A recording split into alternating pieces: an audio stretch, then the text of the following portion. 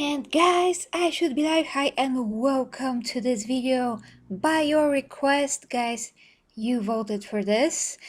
Well, 70 something percent of you voted for this video, so we are doing it.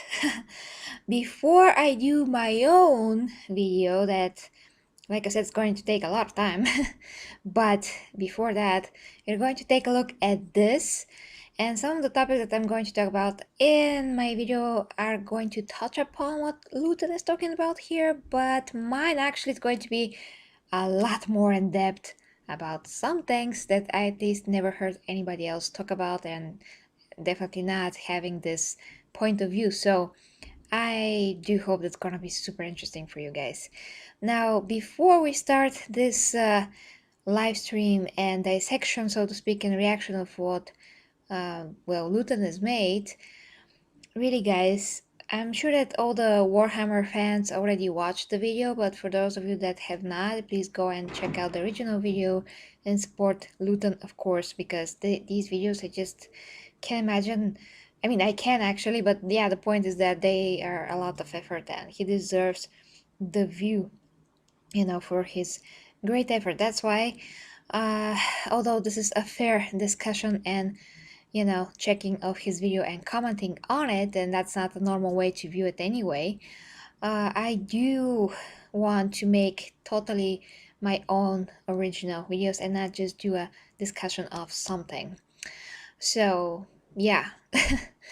But overwhelmingly you voted for this, so we are doing it, and that means that we're going to be here, well, at least 2 hours. So yeah, get your coffee, get everything ready, and let's begin. Hi to Clayton and dear Ivy, and Vasaka is here. So yeah, guys, without further ado, now I'm not going to stop at everything. I'm going to comment on things that are relevant and interesting, and yeah, well, we'll see. I mean, we'll see. So I'm gonna skip. Political state that I'll outline about the Imperium of Man. Start somewhere. First millennium. It is from here. Of mankind. Okay. I hope that there is no echo or anything like this. He is the Emperor. Sorry, he's the Emperor.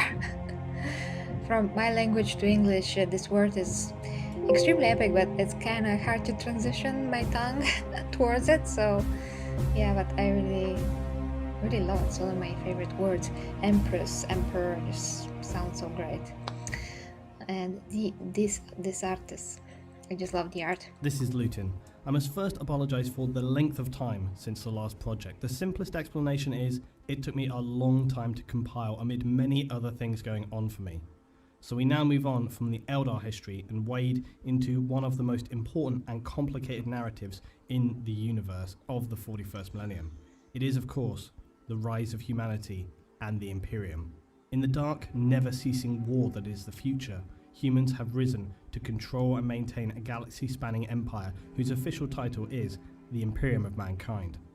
The Imperium is the largest and most powerful political entity in the galaxy. It has been established for a period of some 10,000 years up to its present date in the age of Warhammer 40k. The lore and scripture around this period is massive. Despite this daunting task though, I've decided to interpret it in one piece chronologically, splitting it into chapters so as to best enable you guys to get an understanding and a grasp of what it is all about. This is the third video in my Warhammer 40,000 lore series, and it seeks to create a foundation for all of the further videos which talk about the Imperium of Man. Yeah, I'm just gonna say that once again, for those of you that are kind of new, which some of my viewers are, you can go to Luetin's channel, check the playlist, and check this exact playlist is somewhere in the beginning. It's very clear that that is the, the lore playlist. So start from there. That's how I start. I listen to them like audiobooks, basically. But this is for the Emperor. Yeah. The Imperium of Man consists of the planets, systems, and forces throughout the galaxy which contain Imperial citizens and their derivatives. Not all humans are universally members of the Imperium though, and as you would expect, there are rogue traders and those who choose to live on the legal fringes of society. The single most important figure within the Imperium is the aforementioned founder, saviour, and ruler of this empire, known as the Emperor of Mankind. He formed the Imperium some 10,000 years previous to the current established date in the universe of Warhammer 40,000 at the end of the 30th millennium. This occurred following an especially brutal period of societal disintegration during the last days of the Age of Strife.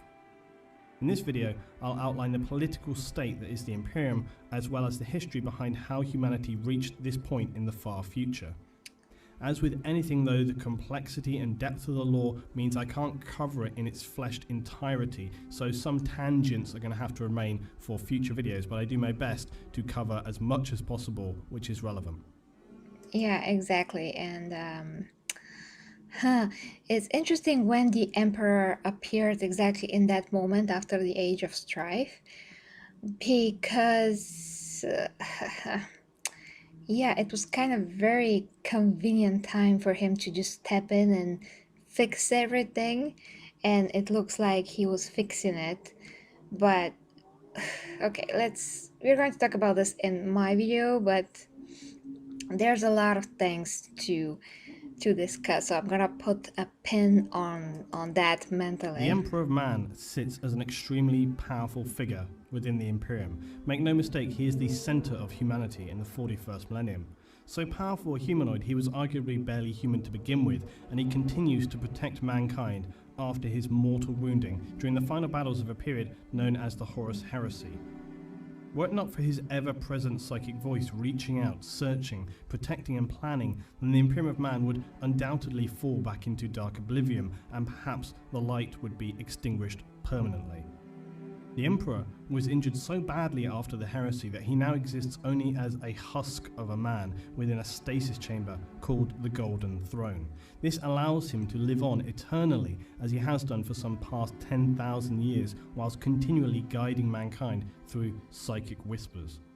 Yeah, I'm very interested to find out more about these psychic whispers and who interprets them, and even if they can interpret them correctly, that's very, very interesting. The only catch with this is thousands of psykers are sacrificed every day using their essence and psychic power to keep him alive, as he is heavily protected and attended to back on the ancient homeworld of legend, Terra, or Old Earth. Okay, does anybody know from all of the books, like all of the books, which exactly speaks about how he is maintained, cared for, how the throne looks, that chamber, all of those things? Does anybody know exactly the source of that? Because I like to read exactly that part. That's gonna be very interesting. The other thing that I want to dissect and just pick my brain about, and your brains about, so to speak, is how how the sacrifice of all of those psychers keep him in a state of function in some kind of way. How is that sustaining him? What the sacrificing of the souls is actually doing so he can continue living? And is it actually living, or the connection that is established, or the mechanisms through which they are keeping his body in that chamber, is that connected somehow to keeping his soul linked to his body? So basically him being in a prison in a way, so he can perform that function to navigate ships through the warp and do his psychic whispers. I know that some people in the Imperium do want for the Emperor to be resurrected and want to search for another body so he can be reincarnated in it. But some are like, well, no, if we do that, that's kind of dangerous, so we better not do that at all. Or we don't know what's gonna happen, so let's just keep it that way. So two conflicting opinions as far as I know in the Imperium, and yeah, that's what is interesting, because the thing that keeps him on the throne may be also the thing that prevents him to actually fulfill his, his destiny or whatever he's supposed to do. If he cannot communicate clearly what's supposed to happen according to him, then this may actually do the whole Imperium injustice, in some way, and injustice to him in some way. So that is interesting thing to to think about. Next thing that I actually want to touch upon here. Oh damn it! There's so many things that I recently also found out about this. So I'm just having too much information. But oh yeah, that that some of well some I mean some of the main people there that are caring for him, they're like, well, the emperor, we should find him a vessel. But what is even that? I mean, his body, his real body, is not, a regular body. So probably his incarnation as a human being took also a lot of time to be planned and actually, established. So it wasn't like he just popped into humanity one day and then he continued for thousands of years to exist physically. I think that his coming was planned. So I can tell that at least. And I see that some people in the comments. Hi, okay. Ah, okay, so Horus Heresy, Master of Mankind, bunch of scenes about sacred sacrifice. Okay, that's interesting. I have it. I'm just in another book right now, but yeah, that's my question. So if there's info in the Horus Heresy, that's awesome. So I'm putting a pin on that, and I'm gonna check it out then. It's gonna be pretty important for what I'm already having as a pretty solid theory here. Yeah. Yeah, it's complex. And by the way, Luton, a lot of times he did point out that a lot of things are open to interpretation. And I do see that some people are from one side to the other about certain things.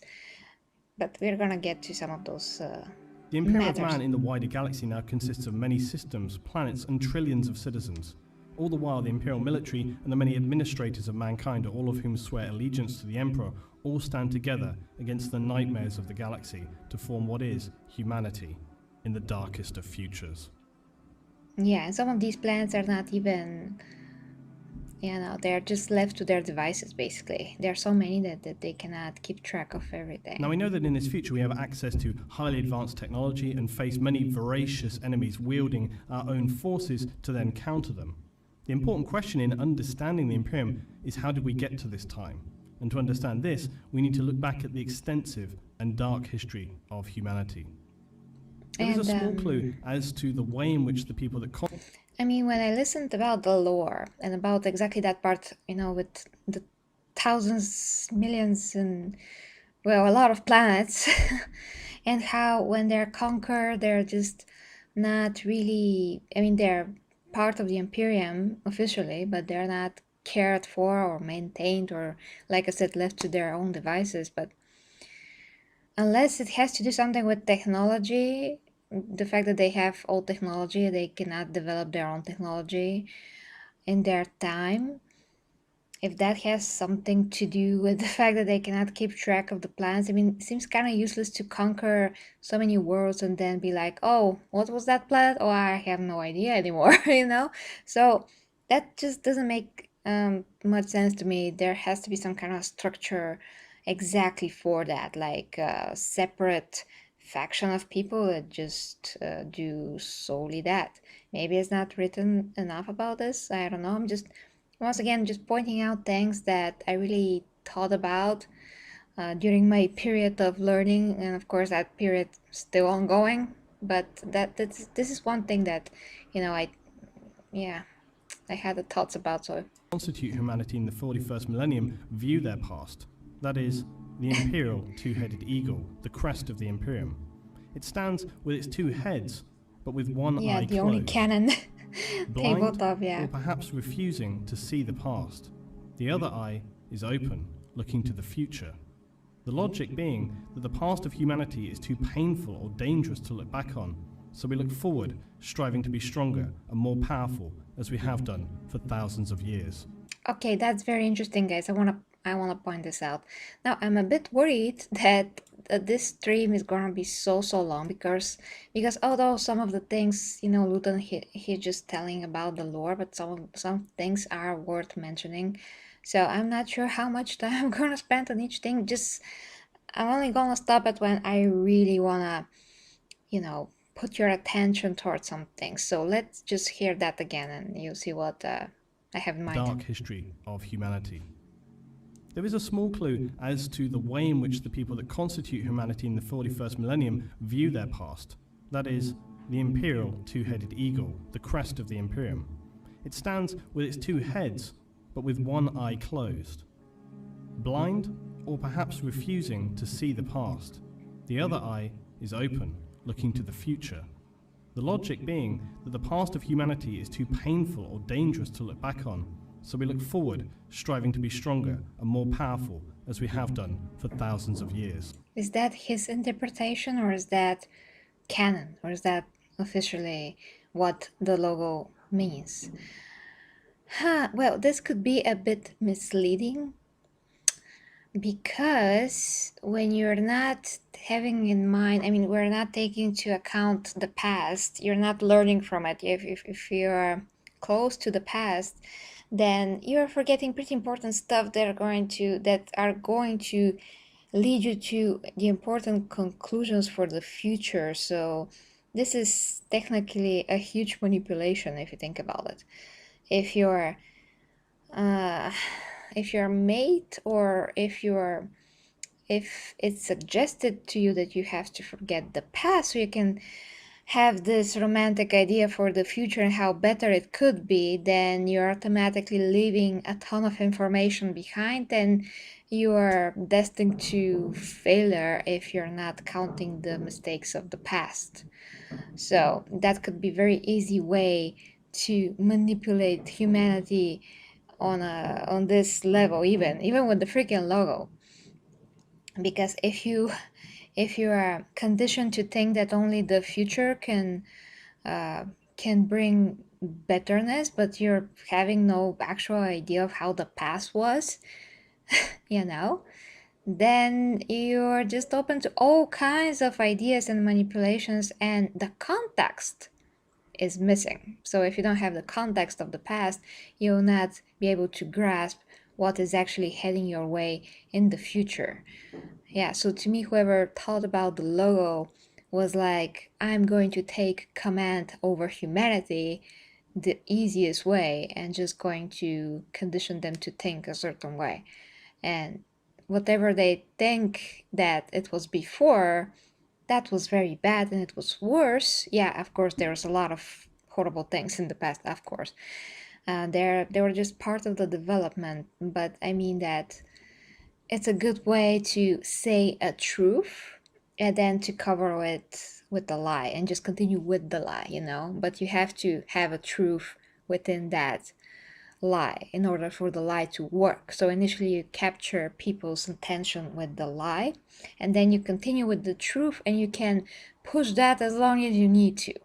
So that is the perfect way to manipulate the whole humanity. And I think that this logo represents the principle of which the emperor actually rules, with that principle. So he's like, I'm the optimal truth and the only truth. And then you actually see, what is to follow and how things fall in time when he is more and more on the throne, so to speak, when he was alive. And, well, let's say when he was alive mainly, you see a certain pattern of things that happen, and yeah, all of a sudden you're conditioned to think his way and his way only. And when something is based on a lie, you and you discover this within yourself, or somehow you sense the lie and you realize this or part of this, then you're opening yourself to another lie, which are the chaos gods, I mean, and their influence and their truth. You know, you, yeah, I hope that you can follow my thought here. So just that is one of my theories, but the logo also signifies this.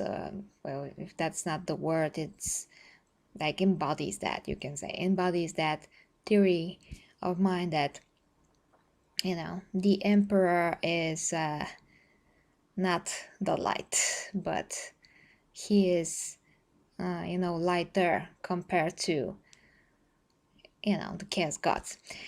Anyway, to dissect this further, I'm going to do it in my own video, because then I'm going to give you a lot more context about what exactly do I mean, and then you're going to grasp where I'm coming from, and not only where I'm coming from, but where the writers may have come from when they wrote their stories in Warhammer lore in general. There are distinct ages of humanity's history, and these tell the story of how we reached the time of the Imperium. 1 millennium equals 1,000 years. The Imperium has now been established for 10 millennia or 10,000 years. Hold on. Okay, so I see some new people in the comments. Just to go through the comments, guys, I mean, to see what you're saying, and to say welcome to Crimson. Hi. Okay. That was, you probably said that before I said my things.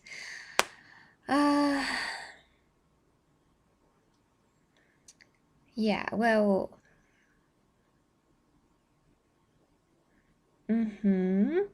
that could be also the way, and I mean, both things could be true simultaneously, you know.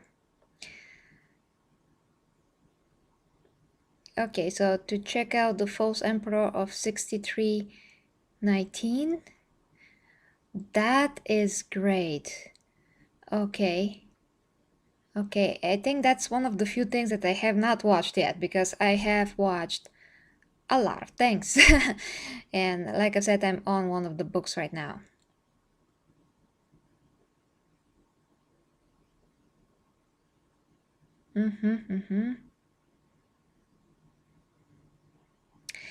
You know, guys, to get what I'm saying, you just have to watch that future video that I want to make, but it can both mean that, yeah, it's best not to remember the dark past of humanity, but that's my point. That's my point. To make it for the people to mean that thing. And then that's how it's written in the canon. But that doesn't mean, I mean, if it is written exactly like that in the canon, you know, but that doesn't mean that you as a reader should believe it to be so. It's written for how humanity perceives it, you know, but that doesn't mean that that's the truth. Everything is read between the lines. Read between the lines. That's what I mean, because it's going to make sense when you connect it to how the emperor actually acts and rules. That's what I mean. But yeah, I'm pretty sure that everybody are going to, you know, get a more like zoom out understanding of what I'm getting at when I make my video. But I'm just touching upon that because I just ran into the logo now. But it's not about the logo. The logo is just the symbol. So literally, to not watch the past in a literal text, it doesn't mean that it cannot mean the hidden meaning of it, you know? That, well, yeah, sure, forget the past. And then you're so easily ruled in the future, you know? I mean, don't think that people are, or the emperor is so, you know, well, not naive, but he does perceive humanity in that way, that well, he's the ruler, and they're well, there are those that are ruled. Yeah, I don't want to get ahead of myself, because you're just not going to you know, cannot get the point this way. But when I break everything down from the beginning, then maybe you will get the puzzle picture that I want to present. Okay. Okay, well, thank you for the recommendations, guys. I am going to get to the Horus Heresy. Everything is well, everything that I can get to. The point is, but one by one, I'm listening to the audio book, the one that I got, and they're all very long. And I do that every day. And I study the lore separately, and I listen to all the videos and all of those things. So I think that for less than a month, I think it's less than a month, I made a huge leap from zero to, you know, to where I am now. So yeah, I'm continuing with that. Humanity has existed for roughly 41,000 years. This timeline demonstrates the ages of man through this period, from our ancient history through to the age of the Imperium.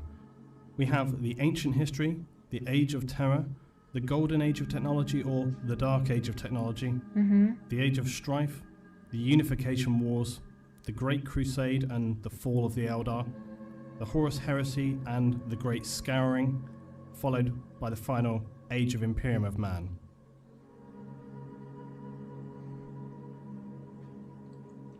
Maybe we can get to the half of the video. The ancient history tells of the dawn of mankind, but this period is largely one of animalistic evolution. The most significant event occurs around 7000 BC. This event marks the birth of the humanoid, who would become the Emperor of mankind. His origins are something of a heated debate among the 40k community. There are several theories around this, and it's important to note that something I rarely see stated on forums or discussions around the origins of the Emperor is that quite simply no one knows the origins of the Emperor. It's all just speculation. Simply because one theory has had a vague reference at one time or another does not make it gospel. In fact, as I've repeated before, the crux of the matter with imperial history and lore in general is that very little should ever be considered official or canon. Such is the state of the loss of history, misinformation, and suppression of facts within the 40k universe. So essentially, the correct version is the version you want to believe. In a universe where history is stored over thousands of years and in times of unimaginable devastation and strife, it's unlikely something could be considered a cold, hard fact, especially when you're talking about events that happened in ancient history in an age where accurate recording of information seems unlikely or even impossible to have survived. The first version of these events is the often widely accepted background, which states that in the ancient times, some humans carried a natural affinity or awareness of the warp. These were the earliest psykers. They would be village shamans or witch doctors in ancient communities. Their premonitions led them to understand that in the future, mankind would face the darkest of times. Their decided course of action would be to commit ritual suicide en masse, returning their souls and essence to the warp to then coalesce and be reborn as one supremely powerful psychic being. This being would then spend the future millennia living a Highlander-like existence, transitioning from identity to identity, sometimes taking on famous leaders in history to steer humanity in the right direction. Highlander. And then upon reaching the age of strife, he would step into the fore to become the supreme leader of all humanity and unite us again throughout the galaxy. I mean, good analogy now, there. some people take this as the most canon version of the Emperor's origin, but there are various others, including the one that I actually personally subscribe to. The shaman story is all very well and good, but it leaves me with some questions. For example, if these shaman were some of the earliest humans with only a vague awareness of the warp, how could they have such powerful precognition to foresee the need to create such a super being? In addition to that, if they were truly the earliest stowings of psychers for humanity, then surely they would not have been especially powerful, and even with their powers combined, how could they summon humanity's greatest champion? No, not Captain Planet. Yeah, so those two things stand out. I have a comment here. Well, yeah, I mean, for me, he's also going to say what he subscribes to, so I'm not gonna take a lot of time on that. But yeah, to me also that version with the shamans does not make that much sense. I mean, every freaking soul is very individual first.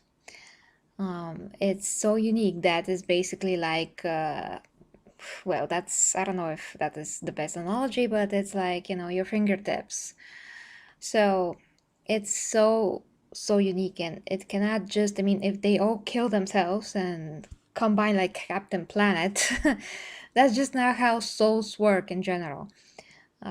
So I personally don't think that that's possible, and I'm gonna explain more on that when I do my own video and why that doesn't work. But the point is that, yeah, to me that just doesn't make much sense, and it's going to mean a lot more if he is his own original being that had his own original development, so he can get to the state, to that power that he has, to that mental superiority that he possesses over humanity, so to speak, so he can become the emperor, so he can descend and be born in the physical body, all of those things. So it's going to make him a lot more, meaningful as an emperor and as a being if he is a result of his own devices, so to speak, if he is, unique, because he is. I mean, if they all sacrifice themselves and make one being, that being's gonna be unique, yeah, but if he is his own person and not just comprised of a lot of other people, and how their, consciousness even function when there are so many different people, when they combine, like all of a sudden every disagreement or agreement just gonna combine in one, just gonna make what perfect symbiosis. I mean, there's so many things about that are just lacking the meaning and well, yeah, like I said, I'm gonna elaborate on that when the time comes, but for now I just agree with Luton, let's say. Out for me. Also, their plan to commit mass suicide and then hope that they would all be reborn together seems pretty spurious. It seems to tick the boxes. Hey Steven, there's a Dune trailer! There's a Dune trailer! Really? Are you not spamming me here? Because I actually decided to watch Dune, the original 1984 movie. I'm in the middle though, because a lot of people say that Warhammer 40k takes a lot of inspiration from that movie, so I'm in the middle of the movie. Plan to finish it before the new one comes out, but if there is a trailer, freaking heavens, gotta cover it, so please don't be pulling my legs, Steven. Okay, I guess that's possible point of view, but it just doesn't make sense beyond that. Another theory is that the Emperor was in fact one of the Old Ones, who you will remember were one of the most ancient super beings who created the Eldar, the Orcs, and even humanity.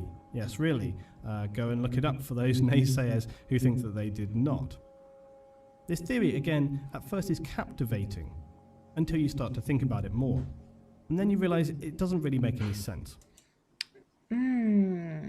What you're saying, LK, is very interesting.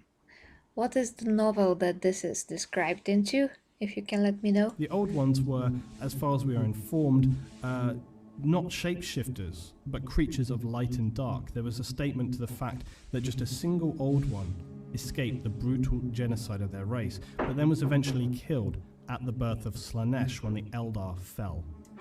Yeah, well, that's great, LK, that there is a story about his development, because they cannot be a being that just spawns into existence without him going through some kind of initiation and development himself. That's not just how anything works, really.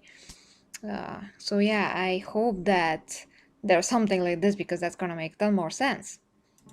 If the Emperor was some other escaped Old One, it doesn't make logical sense that they would choose one race and then ultimately lead it. Although I suppose, devil's advocate, who's to say what will be going in the mind of this Old One after his entire race was extinguished? Maybe it had a crisis of conscience. Anything, I guess, is possible.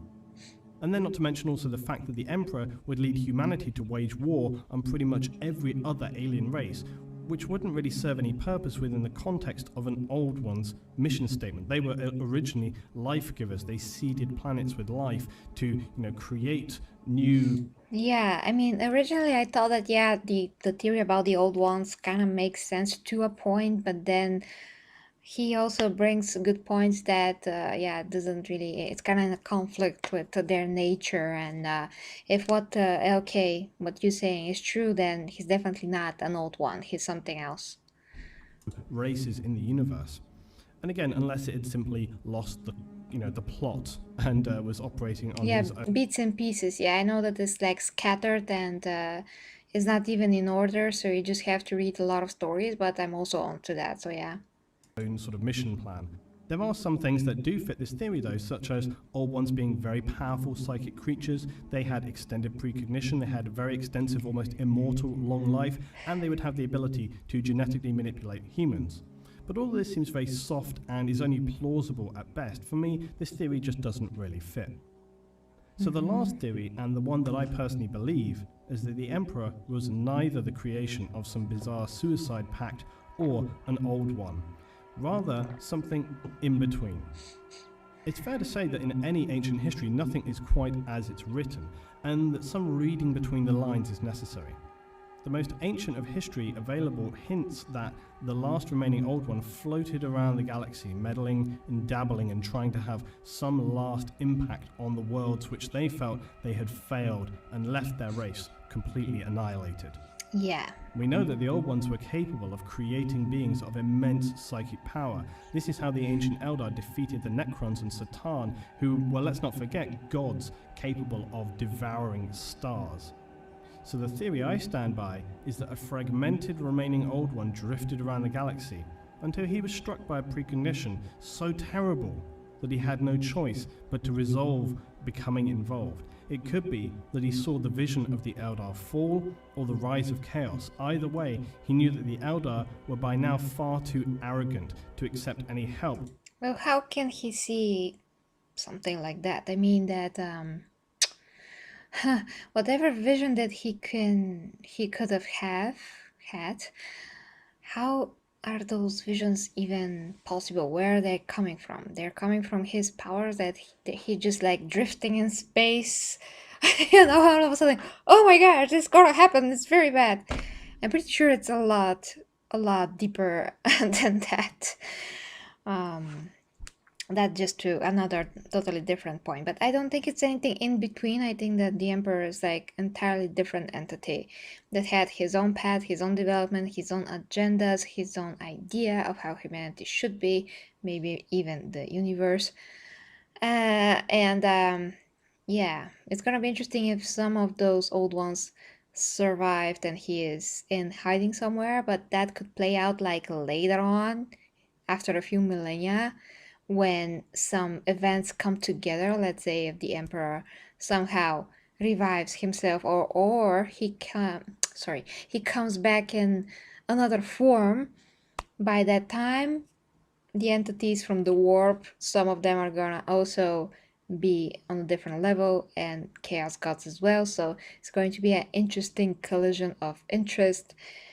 It is just like one future theories that let's say that I'm thinking about.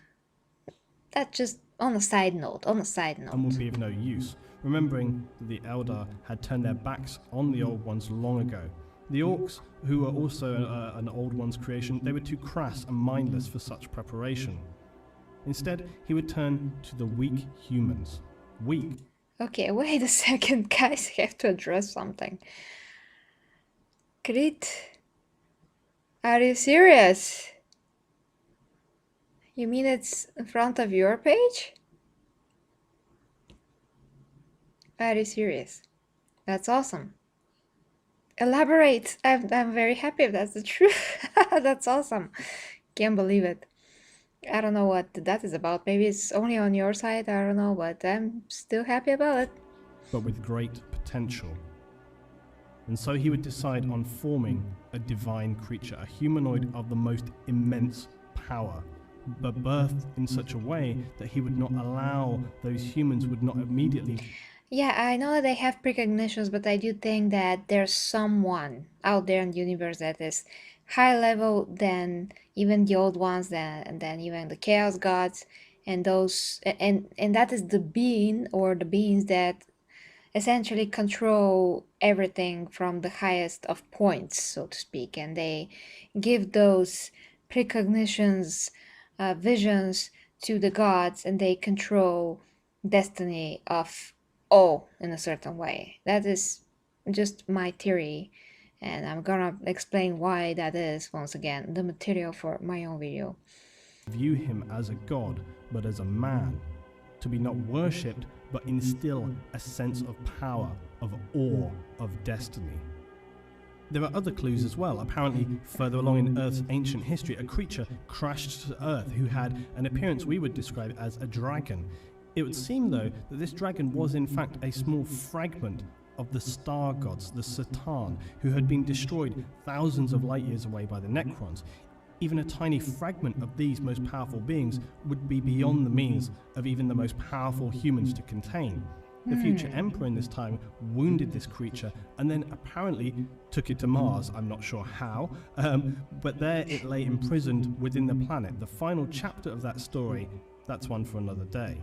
Oh, that's so interesting about this dragon. I have to research the dragon. Oh my gosh, I have to make notes.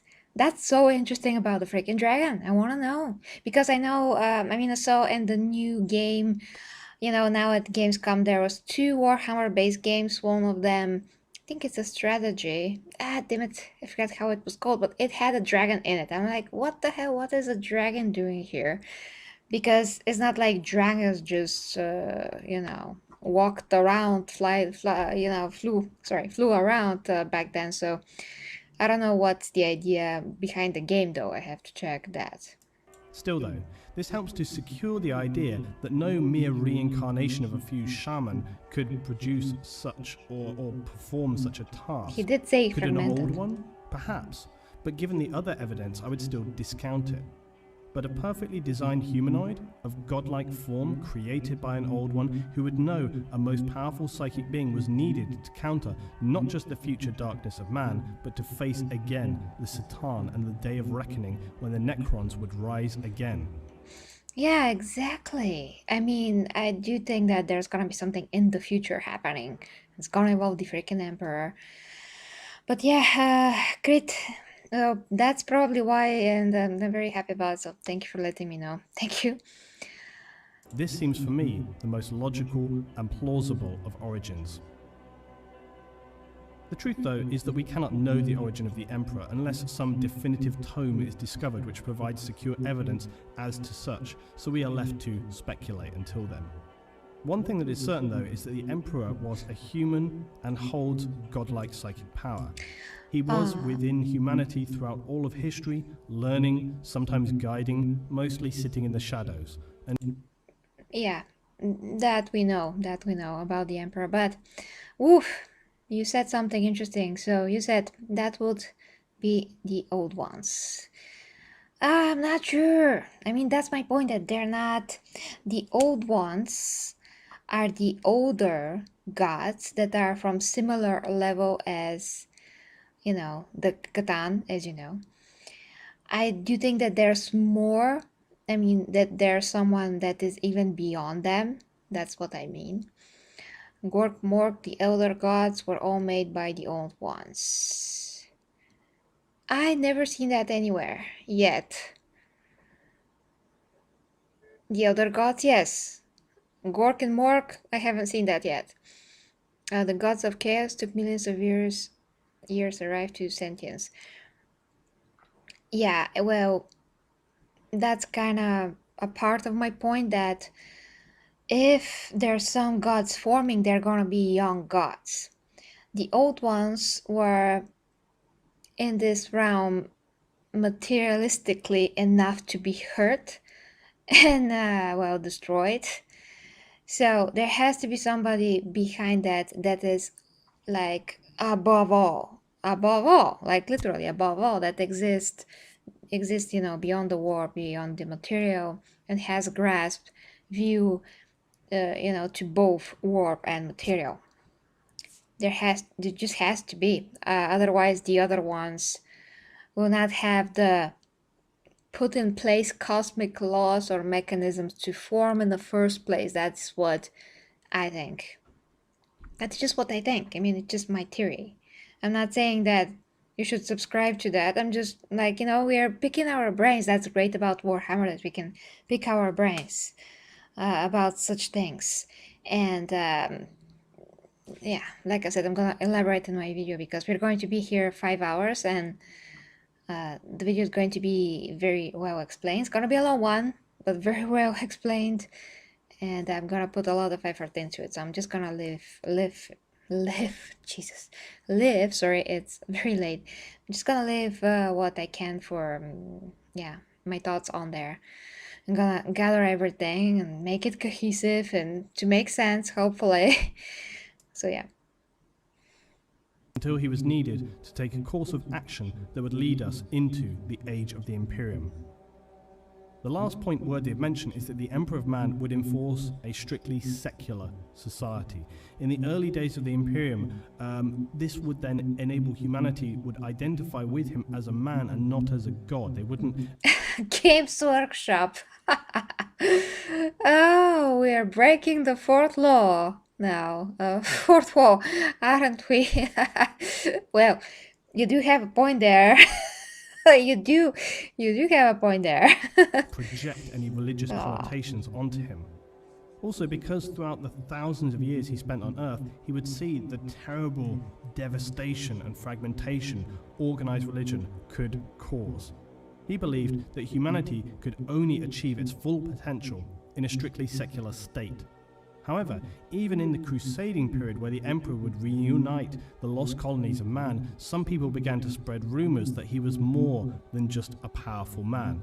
These beliefs would run so strong it would even question some Astartes to the faith, such as Battle Captain Nathaniel Garrow, one of my favourite characters in the 40k and one of the few Space Marines from the Death Guard chapter not to be corrupted by chaos. Yep. Some citizens of the Imperium consider the Emperor's stance on faith. Well, Crit, I wouldn't mind leaving me a link in the comments. I mean, whatever you can think of, because there are some things that you did recommend that surprisingly I haven't, gone to those specific videos still. Just leave me a link into the, under the stream after it finishes, if you like. I mean, if you can. And I'm definitely going to check those out. Even a test so as to distinguish those who can see the whole of the truth, that he is in fact the one true God of mankind.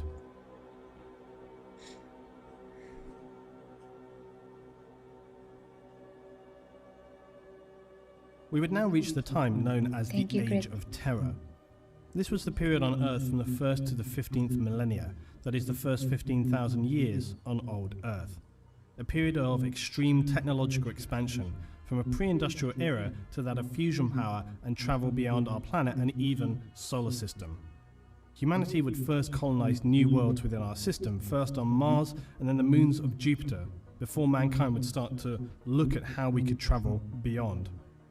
To achieve this next goal, colossal starships were created for humanity to cross the voids between solar systems, and powerful engines at this time. These advanced fusion drives enabled very, very fast, but still sublight travel. This meant in order to reach their destination, it could take anything as long as 10 generations of human lifespan to reach their destinations. Subsequently, trade and aid between human colonies was then extremely difficult and would lead to them being established almost as independent states. Very little is known of this period as imperial records are fragmented and limited. The emperor during this time had no reason to interfere and so would continue his own work and research back on Earth. Study and the improvement of man, all the while remaining in the shadows. During the period between the 1st and 15th millennium, various events of discovery and importance took place that would finally propel us to create our first interstellar confederation in the 15th millennium. One of the most important events of note would be during M4. Humanity would discover the warp and begin to research it. This is specifically relevant as it would have been one of the discoveries that would lead the Emperor to understanding the necessity of him coming into the fore. Well, it's no wonder the timing, of course. For sure. That's so interesting. You can make a TV show about everything. And talking about the TV show, I'm gonna get to the books about, oh, these names. I'm sorry. I remember a lot of things, but names, I will need to put a pin on that. But yeah, the point is, I will listen to all the books about The Inquisitor. The 3 books. I hope that they're not that long so I can get to them. But before the TV show, I'm gonna do that. And this is just a small part of the freaking lore, so imagine, imagine what they can do. Like, my personal dream is to have a movie with the freaking Emperor and everything that's Imperium, but yeah. Eisenhorn! Oh, Jesus, it's so easy. His name is so easy. It's like a horn. Horn. Jesus Christ. But yeah, Eisenhorn. I already know the gist of his story. It's very interesting. It's great for a TV show, but I want this, I want the full thing. But let's just get to the first show and see how they're gonna do it. And if that is successful, we are going to get something more. Maybe a movie in the future. So I'm personally very As we reach the 15th millennium, super humanity excited would about enter a golden age of technology.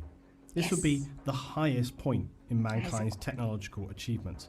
It would last for some 10,000 years, and humanity continued its rise in technology, science and power, spreading and colonizing mankind all across the Milky Way galaxy. We could create our first galactic empire, ruled from Earth, the homeworld, and establish massive trade networks that further powered expansion and advancement. This earlier period in the Age of Technology has a subtitle known as the Stellar Exodus. This marks the time when humanity made its first colonies on other worlds, and also beyond the solar system. These initial colonies were reached using the ships that were still only capable of sublight speeds and were restricted by this, as well as our developing but limited knowledge of building these vast scale ships. But they're so When these ships reached their destination though, they would be then slowly deconstructed and the materials used to build the colonies. Some would become manufactorums capable of producing massive war machines, or then back then defensive machines, things such as Imperial Knights and even Titans, which the colonies would use to defend themselves against the dangers of the galaxy. In a comparable way to early colonies on Earth, this meant they had to be self-sufficient, and due to the large timescales involved before anyone would likely reach out to them again, they would develop their own cultures and languages, largely influenced by the noble families established on these interstellar voyages, as well as physical elements on the new homeworld. The planet's characteristics would also shape the way in which their societies would evolve. Yeah, I always wondered now, when some they 6,000 years later, around the period of so much Millennium metal to 21, build all of mankind that. now began a process of militarization. It is not known who or for what reason created this process or started it off, but along with our expansion and colonization of planets, we also began to expand and develop our weapons and forces. Fragments of what was developed during this age of technology, such as Imperial Knights, Titans, Land Raider designs and so on, would later be recovered by the Imperium far into the future. The largest proportion, however, would be lost to the tides of time, and we can only imagine or hope to continue recovering these lost and most powerful of technologies in the 41st millennium. Humanity had risen to a period of immense power through our technology. Yeah, and whilst they the should. Emperor of Man existed, he had not made himself They should first develop the technology to mine, to extract all the metal, and then they should, yeah. I mean, I imagine it's something like this. But they still will need to create huge machines out of metal to mine the metal. But that's just a technicality. I'm just, thinking about everything sometimes. known to mankind. He continued to bide his time, lying in the shadows, studying, planning, observing. The very fact that the Emperor is one of the few who would live through this time and on into the Age of the Imperium, and this would then have far-reaching implications for humanity. I'm happy that they explained actually that. I mean, they addressed the fact that, yeah, they do need a ton of metal to, make all of that. So I'm happy that they actually explained that. As the Emperor would carry his knowledge and strength Or of at this least touch golden upon age it. into a time when none would recall it, and where it would be of critical importance to our survival. For the Emperor, he would use this. And don't forget, the Mechanicum need their toasters. Okay, they freaking need their they have to make their oh, I have a text-to-speech flashbacks. Knowledge of the Age of Technology to bring humanity back to a glimmer of what once had been. In the thousands of years where humanity established its first interstellar empire, we had become, as much as the Eldar, supremely dependent on technology. Humankind had risen to a level of godlike understanding, and this was embraced and practiced by the people of the time. The Empire of Mankind was seen as a bastion of technological achievement and began to use a new class of humans entitled the Navigators to expand our reach and use the newly discovered warp to travel beyond the distances of existing star drives and cover vast distances in a short time. A navigator's role is to, as the name suggests, protect and guide a ship through the tides and dangers of the warp. Eventually, over time, humanity would find the warp had become too turbulent to traverse. But in this time, navigators, they're not strictly psychers as such. They possess a special gene called, unsurprisingly, the navigator gene. They also possess other abnormal characteristics, including a third eye in the forehead, as well as some more alien appearances such as no pupils in their human eyes and translucent skin, as well as maybe larger than normal appendages. Okay, translucent skin is trait, let's say, that is usually, well, it's a trait that shows that they're a bit more into the non-physical than they are in the physical. I mean, they are less material, literally less material than the normal human being. That's why their skin is translucent. I just, I mean, all of those people that develop certain abilities, the third eye, the navigators, exactly as an example. I mean, they're just one of the examples. All those people that were, were created all of a sudden. I mean, they appeared when humanity reached that point of, of development. So that's very interesting. Once again, that is adding to my theory that there's someone that controls everything above all the known gods that are to the front and to the back. I mean, to the backhand is the other gods that are the superior gods that actually do all of that. So certain things can happen and humanity can go into the development that it must go in order to, progress. But that in order to for that to be grasped, a lot of millennia will pass, and then you're going to see where things are actually going. But yeah, a lot of millennia has to pass. But yeah, there's a particular gene that appeared for that. Very interesting. Their origin is believed to have not been a natural development, but to have come about through genetic experimentation and engineering in this period of the age of technology. It was likely that mankind discovered the warp and that it could be utilized for crossings, but that required a safe means to traverse it and looked to create a solution to that problem.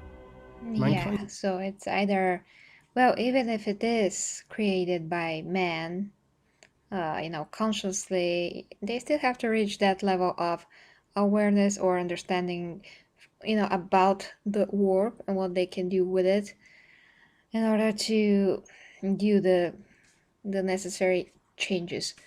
So everything is somehow connected in order to happen. That's what I mean. No matter how it happens, everything is, it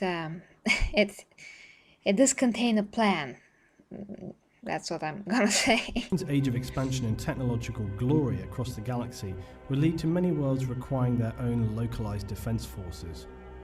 In this time, humanity's mastery of technology was largely unequaled, and this would be employed in the defense and relative growth of the colonies.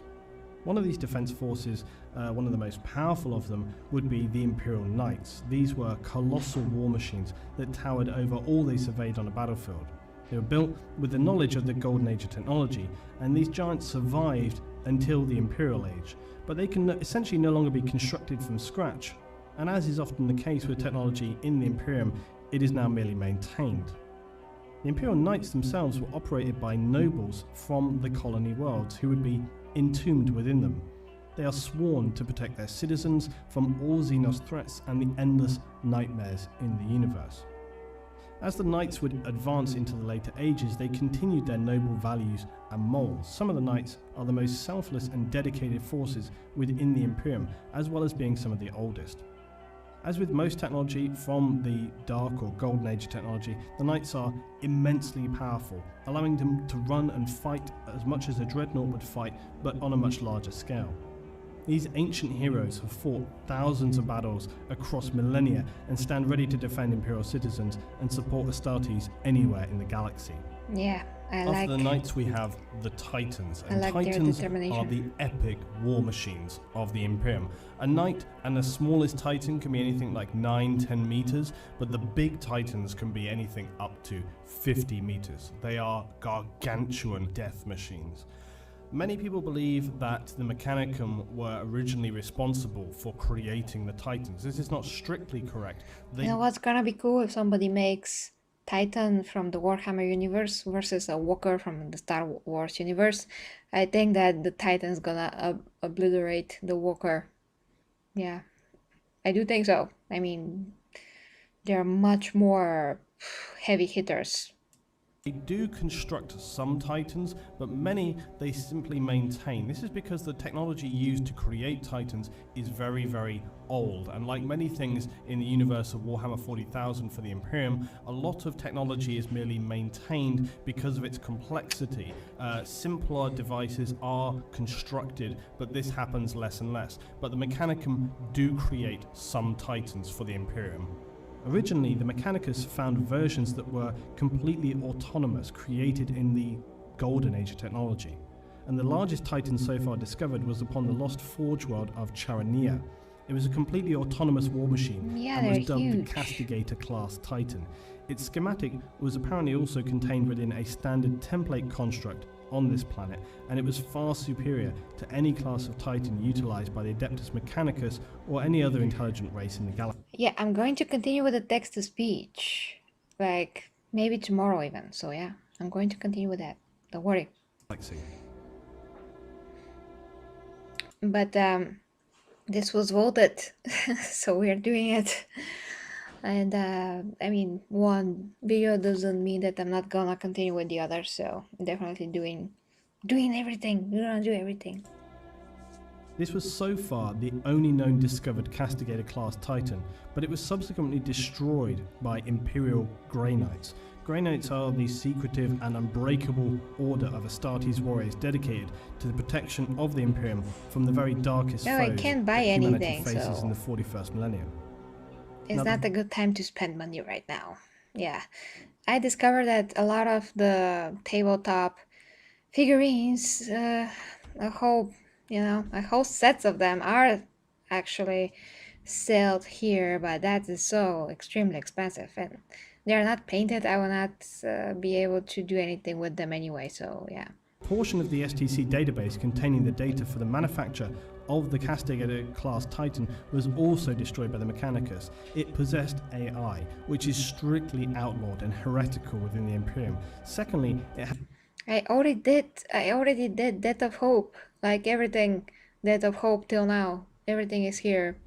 Trailer reactions, review and reaction of the first episode. Just waiting for the next, basically. So I already did that. Had somehow long ago been corrupted by living chaos energy, and for this reason, it could obviously no longer. And yeah, text-to-speech I did just before this stream. Records so of you this have event, an episode note that the cost of life and today, resources required to destroy this Titan monstrosity was severe. The key point here, though, is that mankind was developing machines in the Golden Age of technology that would never again be equaled. They could be merely copied, emulated, or used as a template to work from in the future. But our level of knowledge, our rules and guides on what could be created, due in part to events that were yet to come, would very much limit humanity's advancement in the millennia that lay ahead. I mentioned a moment ago something called an STC. This denotes a device known as a standard template construct. These are one of the single most valuable objects in the galaxy for the Imperium, and their importance was no less during the Age of Technology.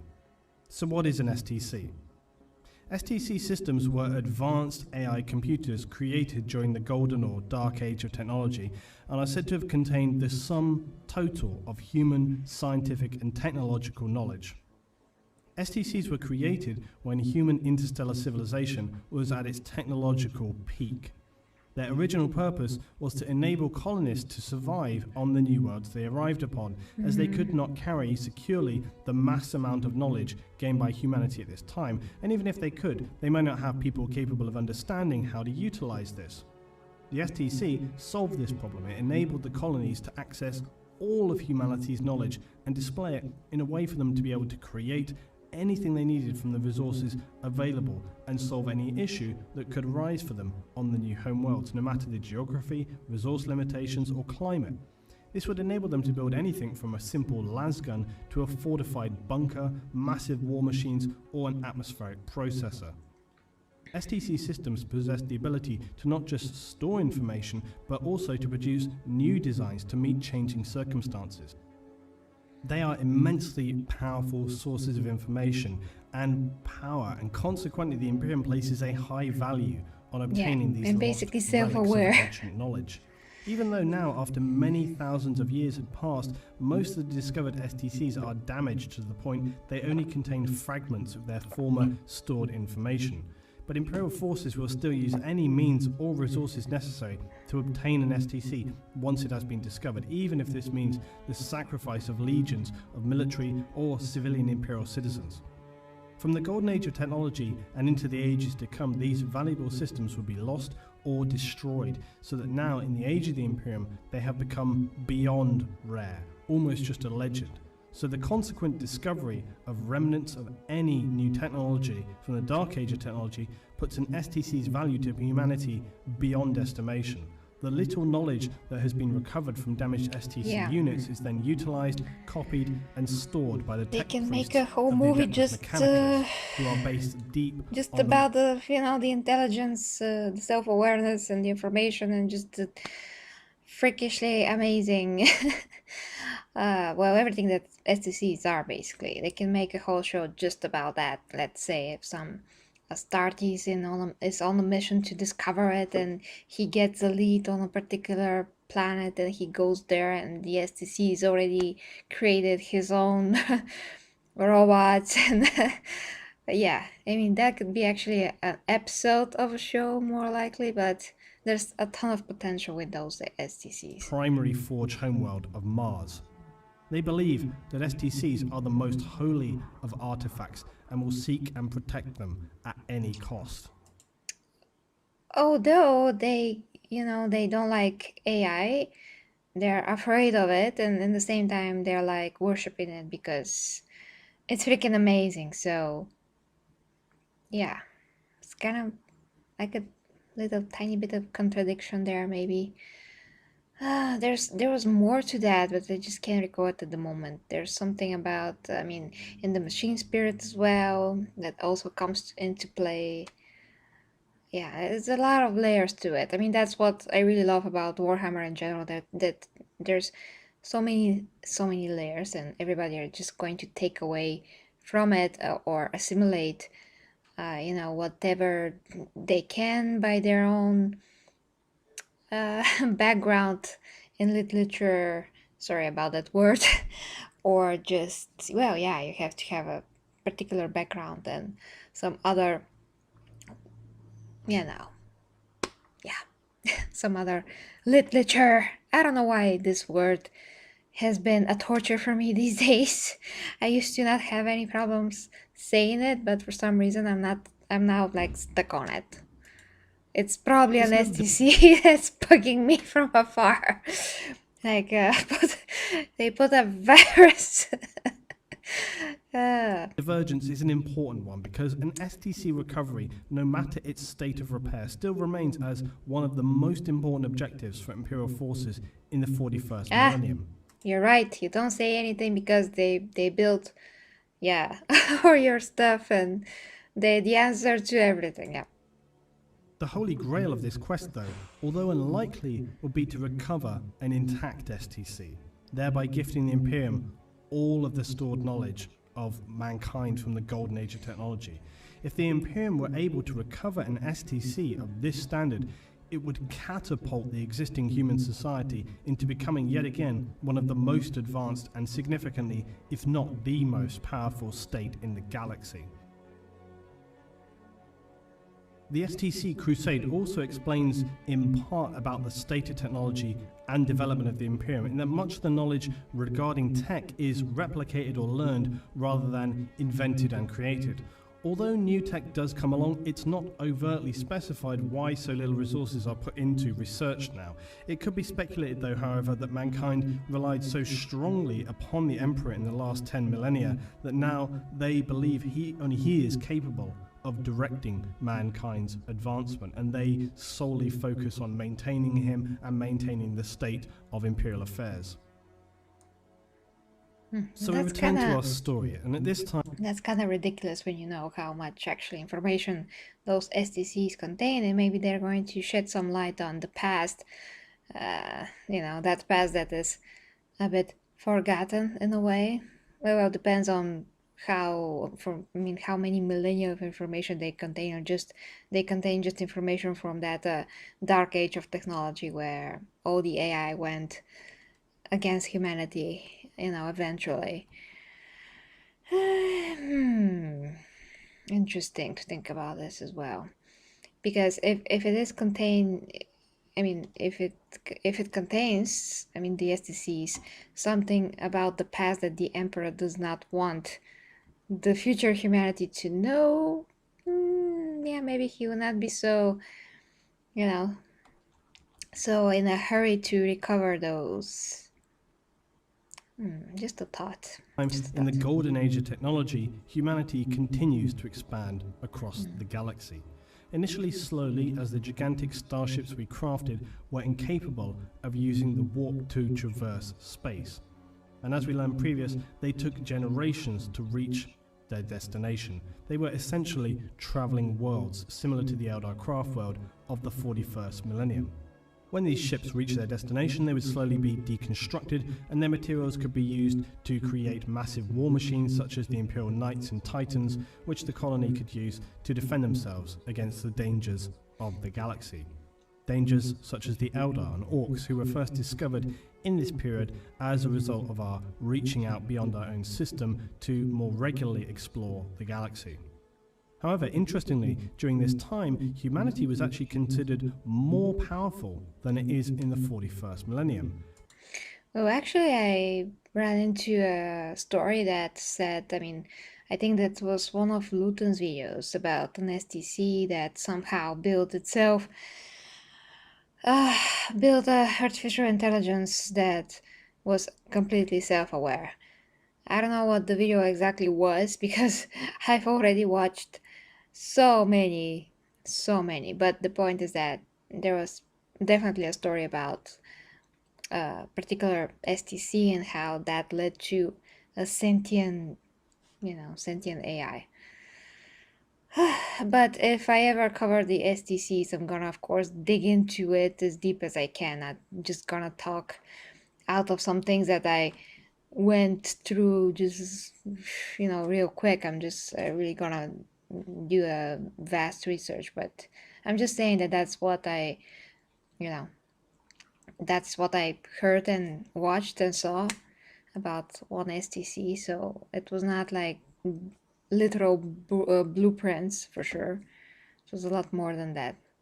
This strength was mainly due to our technology rather than actual physical forces, such as Astartes, who did not exist in this age. Science was humanity's primary religion, and the society of man perceived itself as having reached a time where no one could be a real challenge to us. Yeah, exactly what the LK said. True, so much so that the Xenos races of Eldar and Orc actually signed non-aggression pacts with mankind, which seems bizarre from the Orc point of view, but there we are. That's very interesting. The discovery and use of interstellar drives, that is, an engine enabling cross-warp travel, now powered humanity's expansion and domination of the galaxy forward. A federated government was formed, enabling us to create a strong trade community and, most importantly, remain unified and powerful throughout our colonies spread across the galaxy. aiding and supporting where necessary Yeah. with either Yeah, materials, okay, yeah. logistics, or military. The exact form and nature of this federation is unknown from this time, as so much knowledge and history was lost. To speculate, though, it seems likely that from the way in which humans would live at this time, the Federation would have focused more on discovery, science, and working to better humanity, as well as supporting our widespread colonies. As the societies we had seeded across the galaxy grew stronger and more developed, most humans would live long, peaceful lives where menial actions were carried out by automation, leaving people time to indulge in their own lives and dedicate themselves to the glorious expansion of mankind. This golden age of peace bears a stark contrast to the unforgiving brutality of the 41st millennium, the Imperium where many citizens are now born into lives that are shorter, work-driven, and even hellish by comparison. Are those even humans? Back with our timeline though, and although navigators had now been discovered and enabled interstellar travel, psychers, that is humans with strong psychic ability, had for the longest time evaded or simply passed undetected. It would be in the age of technology where this new class of human would finally be identified. These psychers seemingly largely avoided the demonic possessions which had occurred for the old ones, Orc and Eldar. It is unclear why this would be, but again you may speculate that the Emperor had a role to play in guiding and shielding humanity through this time. As we know, he had always lain in the shadows, ensuring our safety and creating small influence until he felt it was necessary to come to the fore. Another possibility is that by ensuring the safety of humanity, or taking control and, getting his own influence into humanity and establishing his dominion piece by piece. So it might look like he was shielding humanity from the warp and from that knowledge, but at the same time he had to, if he wanted to establish his power the way that he did, away from religion and all of those things. So everything that he did is deliberate and is not with the good intentions that it may look like it is, because it all led to his getting into power and controlling humanity, just hijacking it from its development and the course that it already had, and just taking it into direction that he wanted to according to his vision. But that's kind of taking away the personal will, so to speak. So a lot to talk about this, a lot to talk about this. So I'm gonna leave that again for what's coming. But just a note, once again, just a note here. I mean, to make you think about that, if you haven't already. comparison, the Orcs and Eldar, with their more advanced psychic powers, simply shone brighter. As we know, the demons of the warp are actually attracted to psychic power in real space, like moths to a lamp, and so they appeared amid the depths of the galaxy, a brighter beacon for the chaotic creatures to be attracted towards, whereas the human psychers were very early in development, their powers were less attractive, they did not. Yeah, that makes a ton of sense for a lot of reasons. I hope that I will not forget to address that in my own video, but yeah, when somebody has psychic abilities, they are opening themselves to the non-material world, or let's say to the warp in this case, and they are going to be visible from that, from the warp or from the other dimension, the not physical dimension. They're going to be visible. They're going to be like stars, like beacons. So they're easily found from that perspective, from the vision of the immaterium. So that totally makes sense, because when you are being with such abilities, you are with one foot there as you are with one foot here. You are a bridge between the two things. So in that kind of a way, you are also vulnerable to whatever effects or influences may exist in the other dimension as well. So in order to shield yourself from the negative effects and influences, you do have to develop a lot of not only mental but also soul strength, and those things are kind of connected as well. So there's a lot of qualities that are involved in self-preservation and control when it comes to having these abilities and dealing with them and using them how you would wish and not be controlled so somebody can use you as a tool for their own agenda. Stand out so much. These psychic mutations were initially limited to only a few individuals per billion or so humans, but toward the end of the age of technology, psychers would appear throughout the colonies more widespread than ever before. And some colonies who were advanced and open-minded, they could see the potential advantages brought by human psychers, and they were protected and allowed to develop and explore their abilities. However, on other, less advanced human colonies, they're often... Yeah, that brings me to the fact that as humanity develops, of course that more and more psychers are going to emerge because that ability is indication of the next level of human development. Killed and hunted down as the people here feared rather than embraced their divergent powers, much of, similar to witch hunts. And you see, if As the I hinted at, emperor had knowledge of where the development of humanity is going towards, he can also interject, like he did, appear, take control, take action, and he can direct the humanity development from the course that it already had, from the path that it was on, into his own path. And that would mean that if humanity was developing in one way, that maybe let's say that was the correct way. It may have looked that is the bad way, but in the end, that bad that were happening, I mean, the things that were happening that are perceived as bad, may have been for the greater good. So humanity can develop willpower and just strength of character, all of those things. But when the emperor interjected, he can interject in that particular moment of humanity's development and direct it in the whatever direction aligns with his vision of how things should be.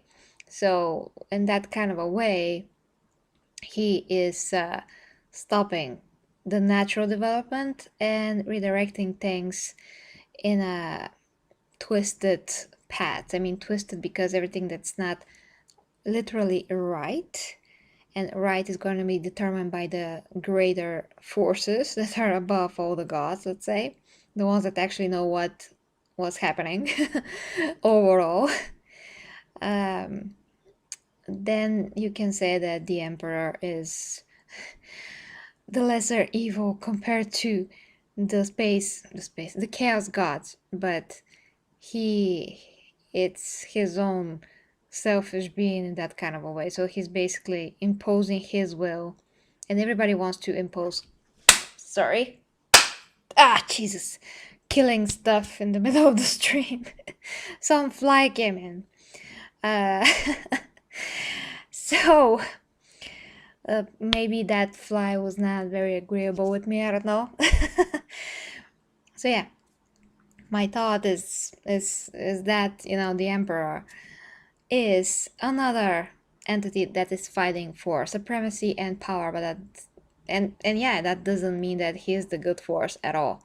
It just means that he's the one that learned, and he acted when he was supposed to, according to what he knew and what he knows in general. So, but I'm gonna get into that. Oh my gosh, I see the thing. I see where it is. I couldn't kill it. Oh, I'm gonna kill you, you little.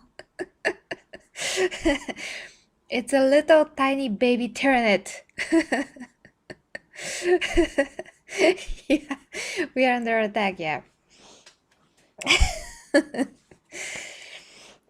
Well, no, actually I'm the zero and the fly is still alive, so yeah.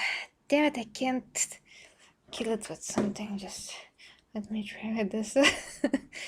It's on my lamp. It's one of my... Ah! It flies again. I'm gonna get it. Okay, guys, so let's continue a bit more, and maybe not maybe, but if you want me to do a part two, because we have to cut it in the middle, and this stream is way too long.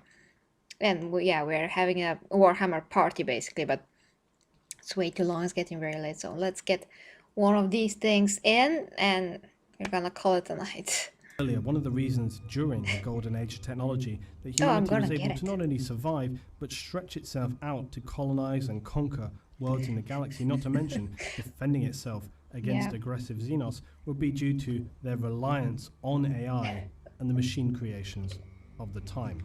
However, as nearly all science fiction dictates, these primary sentient machines in the Human Galactic Federation would be known as the Men of Iron, and they would Oh, yeah. stereotypically turn on their creators and enter us into a cataclysmic war. An The Men STC of Iron, containing they a are very template interesting. for the Men of Iron was discovered by Imperial forces on a chaos-controlled world. It became apparent that much as the Castigator class Titan, the Men of Iron here had also been corrupted by chaos, and the AI of these creations was sentient. So we can perhaps speculate that the Men of Iron initially resented their human creators, but combined with this were also corrupted, possibly by chaos, which at the time was relatively unknown to mankind, hence the lack of any documentation to support such speculation. It is, however, a possibility and stacks up with what we know of the corruptibility of human AI creations. Also, the intent of the dark forces of chaos to obliterate humanity once it became aware of its existence. Regardless of the reason, though, this war was Okay, I'm wondering how AI can be corrupted by chaos. Maybe if it develops the machine spirit, yeah, through the spirit. Now, yeah, that thing about the emperor, I know what you're thinking. I mean, I know that that is, you know, you're. I'm aware that the humanity looked like is effed up and. Yeah, but guys, I'm just watching the things from a very zoomed out perspective. That's why I'm speculating in that way. First, when I started with Warhammer and when I got the lore and about the Emperor, I took things at face value. But then, when I researched some other stuff and where the writers were coming from, what they have read before they actually, wrote Warhammer, I mean, a lot of authors, they do have some background and a lot of it's either some kind of a spiritual or religious books or something else. They have to have some kind of a knowledge before they write anything of their own, that goes for everybody have to be, I mean, all authors and writers, they have to have some kind of a base for what they're writing. So from that perspective, there's always more.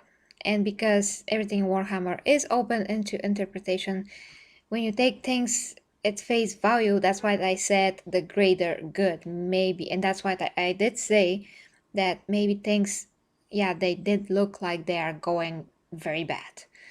But that's the thing. We have free will, we have our own ways of development.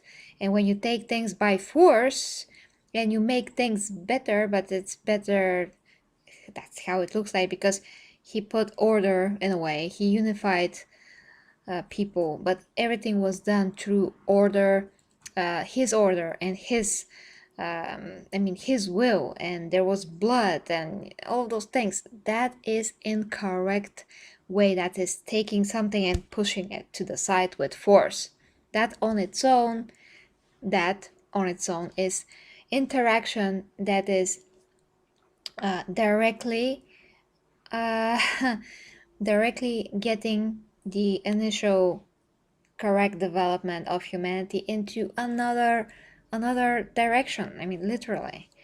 I would explain it better when I get to what I want to do. But the point is that you just have to see the things from zoomed out perspective, and that goes back to the concepts of good and evil. When you're interacting with somebody directly, you are getting them out of something through force without their awareness of what you're actually doing, and you know, not with their free will and not considering what they could think or actually think, then you're doing things in a incorrect way, so to speak. I will not be able to explain this that simple. I hope that you can, I don't know how you can understand it, but I hope that, yeah, I mean, it's not that hard to get. There's a lot more context to this that are going to make things a lot more clear from a zoomed out perspective, but I cannot explain it right now. So when I'm ready, I'm gonna explain it. But just taking things, in face value the way that they're written, that doesn't mean that that's actually what it is. There's always a greater good, and there's always concepts of free will and development. If they are broken, that does mean that there's something wrong here. And I mean, by definition, what the emperor did is breaking free will and all of that I just explained. He enforced himself on humanity, you know? Second renaissance of Animatrix, basically what happened. The basic humanity 10 times more advanced, and they actually managed to prevent the Matrix that lost half a trillion. Okay, and only survived because they are aligned with other civilizations. Okay, but that's not Warhammer? And there was a state of Mad Max, and the Emperor revealed himself. The state of Mad Max himself and the... Well, so far, nothing that I currently know about the universe in Warhammer contradicts what I mean. So far, nothing does. So once again, not taking things, I mean, things are not what they seem. Things are not what they seem.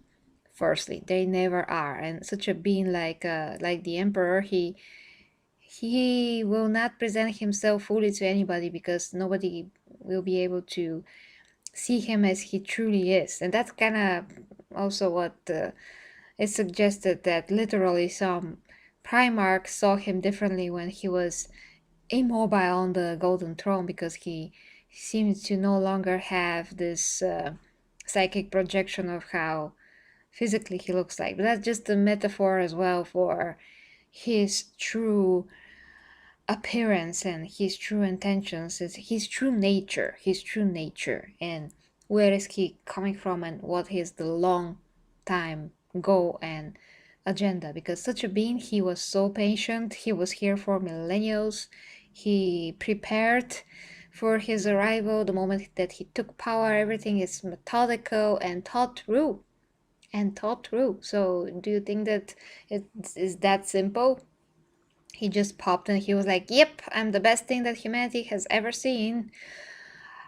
That is how it looks like. But is it?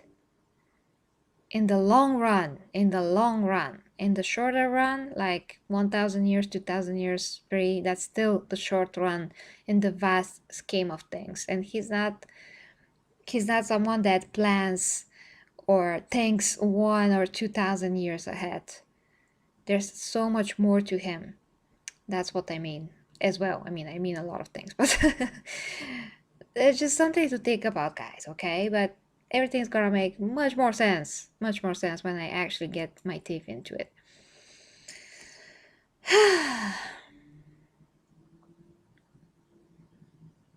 Yeah, I know about that. Once again, that are just small things. I mean, small things in the grand scheme of things that did happen. So it's perfect timing. It just drives my points further. That it's perfect timing for him to arrive right after that. So it will appear that he saved humanity. You know? And who is to say that he didn't plan that as well, and he didn't put some events in motion so the AI can do what it did? Who can say that he didn't somehow influence events? Because he did. He was different people through the ages, and they are all important people. They are all someone, you know. So once again, still nothing. I mean, a lot more proof to what is my theory than the opposite. A ton more, a ton more. As long as you zoom out and you don't take things directly as they look like, as the events that stand right now, directly written in a certain way. Read between the lines always. And in a lot of words of fiction, if the writers are smart, they're going to put so many little things like this in between the lines there, and they're just gonna sit back and watch who is going to figure it out and who is going to understand more than it seems to be at first glance. That's why people develop theories, but I do think that with mine at least, I have a lot more to elaborate on it and is gonna make sense. Or since it's not directly spoken and the lore is not set in stone, I mean, some of the things in the lore, some of the things are not set, or they're written in such a way that they are open to interpretation. And not only that, but they're written in such a way that you can you can suppose that there's something more, because it's just it's I mean, to me, it's actually written in the way that the emperor's origin is explained. There's so many things that are implied, how he took the power, what he did through the millennia, how he talked even to his primarchs later on, how they described him as well. There are so many little clues here and there, and if you have the vision of it all, then you can really extract some interesting things out of all of that. Yeah, so I'm just gonna leave it at that, because we're gonna be here till tomorrow. It's already 11 at night.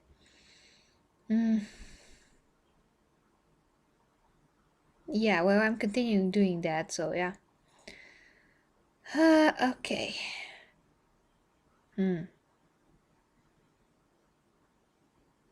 Yeah, that's one of the things, that he saw him as a guy, but that's just one little thing, and I am having in mind everything, all of his history and all of the things that he did and how he took the power and when he did it, and everything everything is just methodical and directional and intentional for sure. I mean, he didn't just sit back and he was like, oh, just randomly I'm gonna take power now, in a moment that he decided. No, it was exactly in the moment that he will be successful if he does that in that particular moment, and humanity will see him as the savior, and he is going to establish himself as this figure that you can't even fathom, because you've never seen anyone like this. He studied humanity psyche through the ages. He studied how people are controlled, ruled,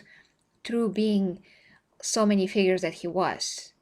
So he's a smart guy, and not only smart, he has a cosmic wisdom and the ability to grasp everything and to not underestimate whatever we tend to underestimate, because he has a different point of view that's a lot larger and vast than ours, because we can see things from Earth, from here, and he can see things from here, and he lived here before he lived here.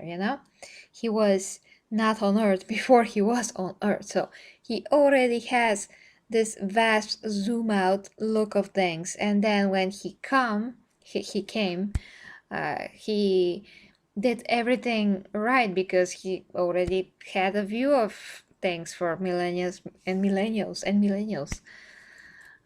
How a person that only lived here on Earth could ever hope to see things backwards, like imagine a pyramid. He had this pyramid look on Earth, but we have the opposite. So how can you see things if you have the opposite? And reverse pyramid is another symbolism that is also important, but that's, yeah, like I've said, If you don't get it now, I hope that you can get it when I get to that video. I'm just reading real quick. Yep.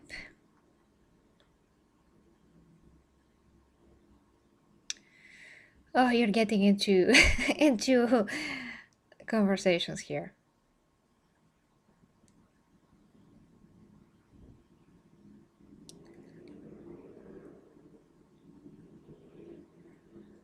Okay.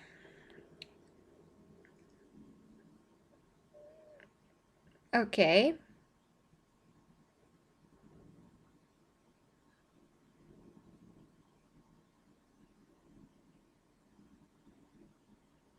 Aha. Well, if you think this way, Ali, then it's very easy to rule you, so to speak. That's my point. I don't know why. Okay, I hope that you're gonna understand that when I actually explain it properly. I mean, yeah. Anyway, you don't get it yet. Okay. That doesn't contradict what I say, that he's better than the alternative. That does not contradict it. I mean, I actually say that as well.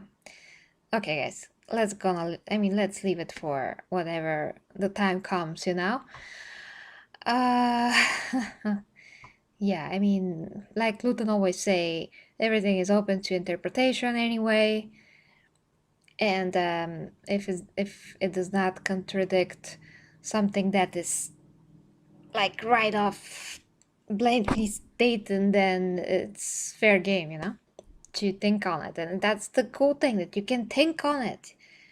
How many things, like when you think about other universes, I don't care to think about them at all. They do not make me think. They're just so obvious that I'm like, okay. You know, there's just nothing compelling about them. But here actually you have a ton more to dissect, to dissect, to dissect, to dissect. So that's the fun part. And you have to have the same concept than the writers had to grasp all of that. Yeah, okay. I'm gonna leave it for the actual video that's gonna happen hopefully soon. So I've been streaming for too long, guys. I am going to bed. Have a great new week and see you next time. See you next time. Thank you for the awesome Warhammer weekly time. And if you missed the text to speech, it's here. I just did before the stream. So yeah, guys, till next time, I've been Garage Reviews. Thank you for the support. You can check the links down below to OnlyFans, Patreon, Streamlabs for direct support, and OnlyFans for, well, sex education if you're interested in such things. Until next time, guys. Bye bye.